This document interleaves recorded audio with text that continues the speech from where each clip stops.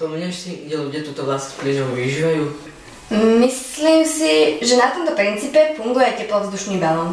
Ten sa nafúkuje pomocou horákov. Tie zohrajú vzduch, ktorý potom balón nafúkne.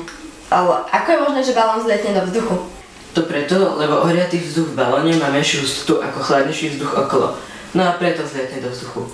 Hustota vzduchu v atmosfére sa znižuje a keď sa hustota vzduchu v balóne rovná hustote vzduchu v atmosfére, balónik už nestúpa.